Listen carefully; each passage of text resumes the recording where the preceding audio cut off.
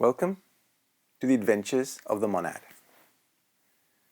Let us continue from where we left off in the last presentation by looking at the emotional world and its residents.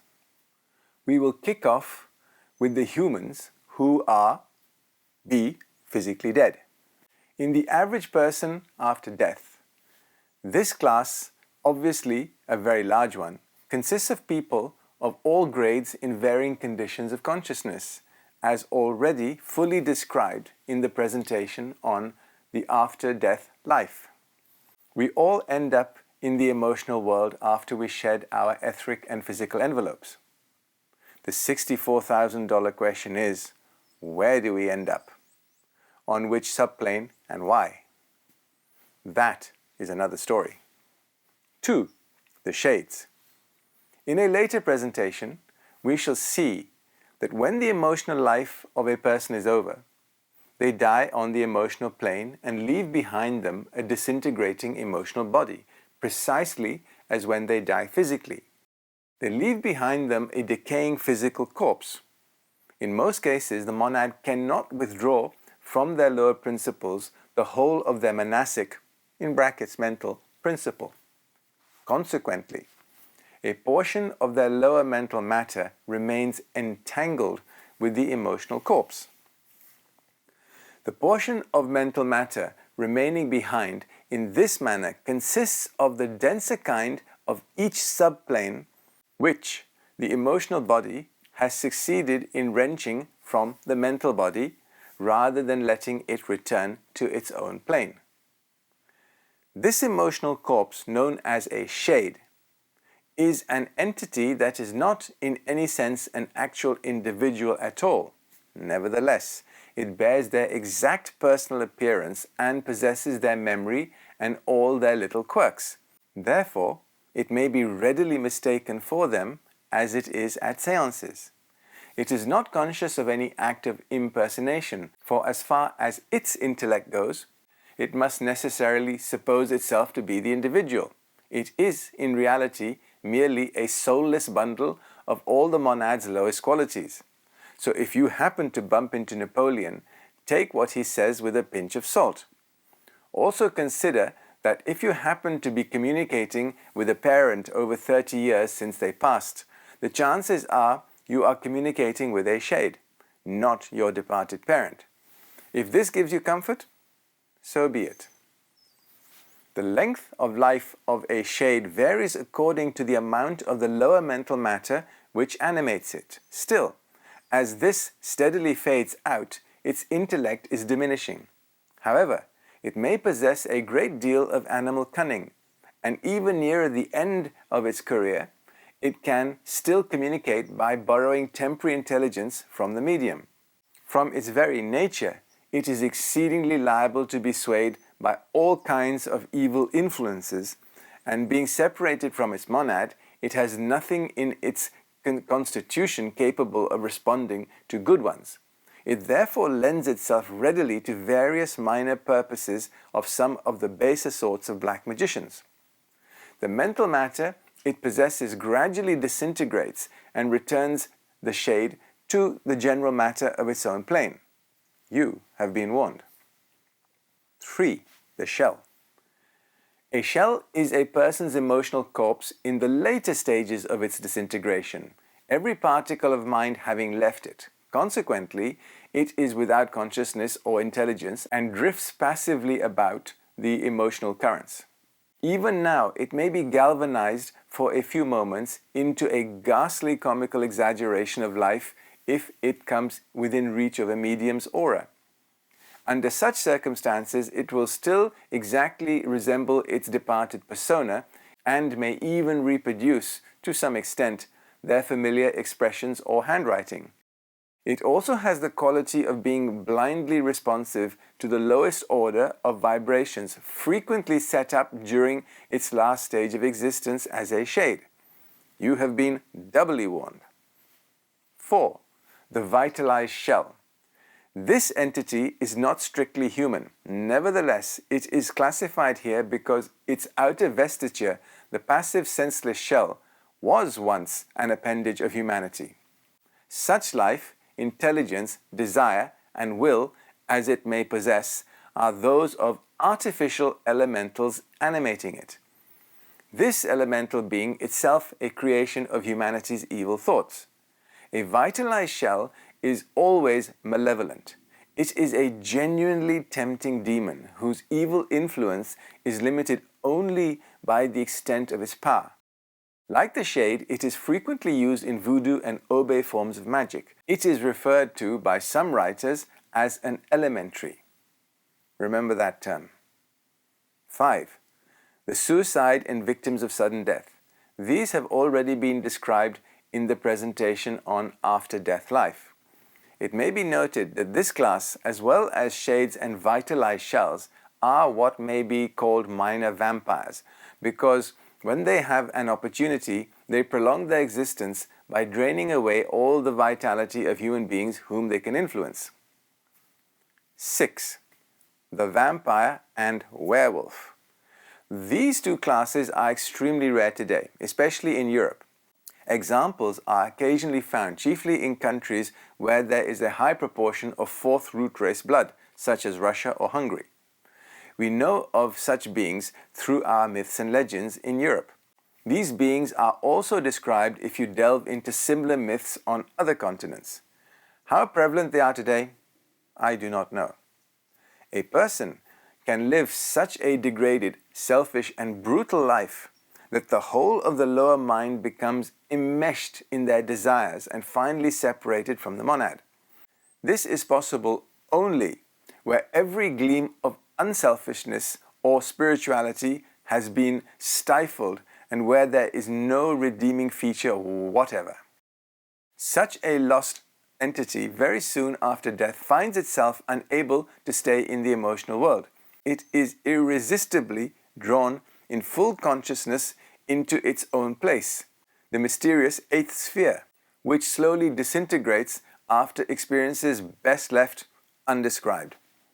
If, however, it perishes by suicide or sudden death, it may, under certain circumstances, especially if it knows something of black magic, hold itself back from that fate by the ghastly existence of a vampire.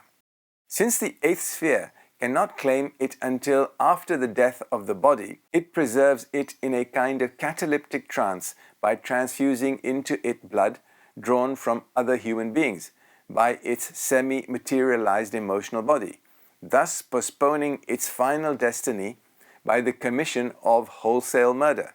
The most effective remedy in such a case, as popular superstition rightly supposes, is to cremate the body, thus depriving the entity of its anchor point. When the grave is opened, the body usually appears fresh and healthy, and the coffin is not usually filled with blood. Cremation makes this sort of vampirism impossible. The werewolf can manifest only during a person's physical life, and it invariably implies some knowledge of magical arts, which is sufficient at any rate to enable the person to project the emotional body.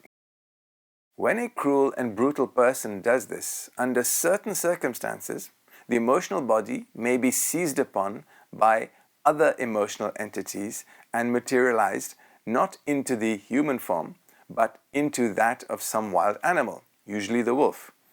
In that condition, it will range the surrounding countryside, killing other animals and even human beings, thus satisfying not only its craving for blood, but also the negative entities who drive it on.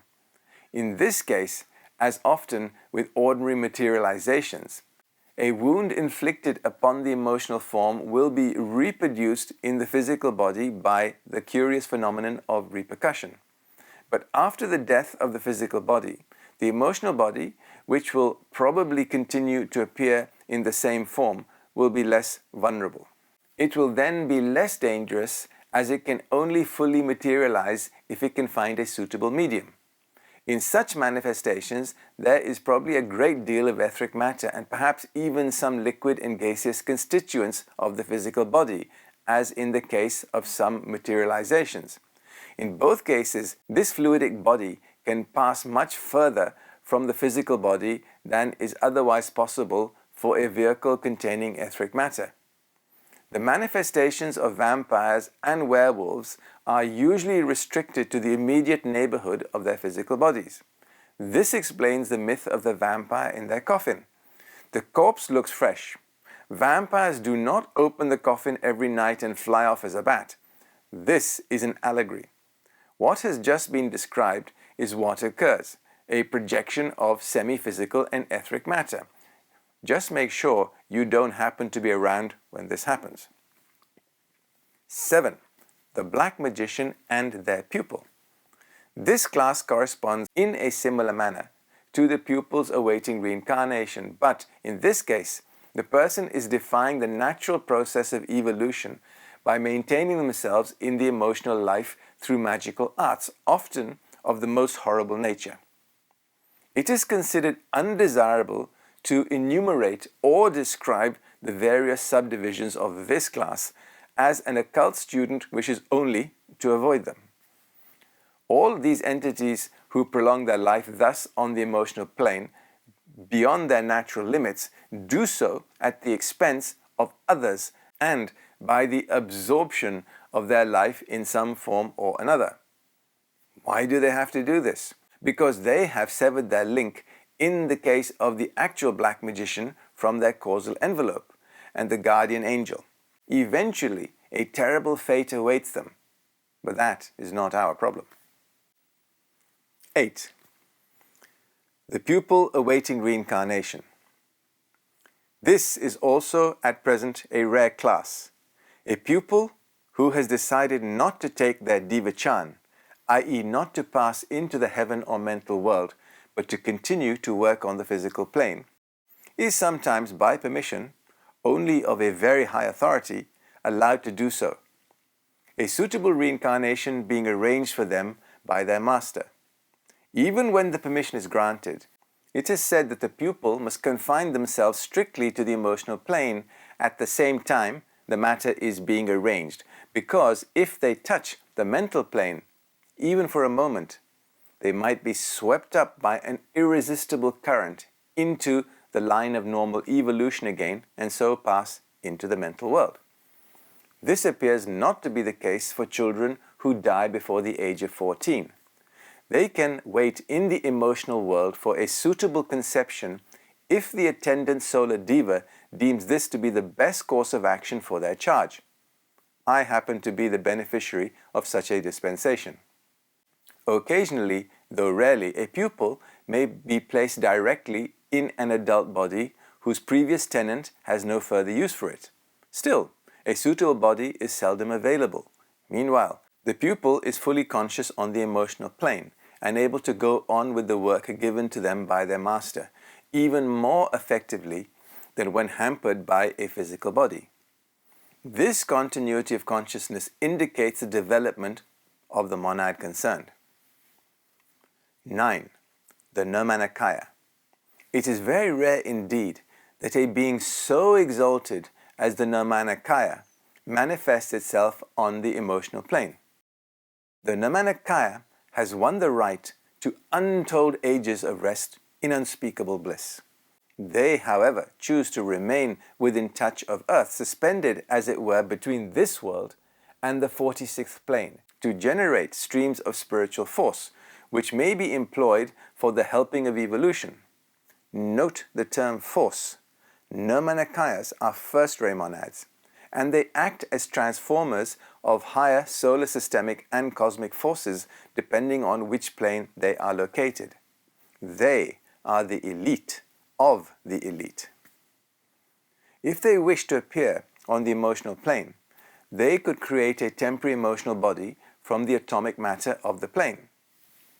This is possible because a Nirmanakaya retains its causal body and the permanent atoms it has carried throughout its evolution, so that at any moment it can materialize around its mental, emotional, or physical bodies if it so desires. The Nirmanakaya are an interesting bunch of monads linked with the administration of karma, and they lurk everywhere except on the physical plane itself. They appear in the human column, but I'm not sure they belong here. In the next presentation, we will start to look at the non-human emotional entities. This is a large group by itself, which will take at least 3 presentations to cover briefly. Thank you.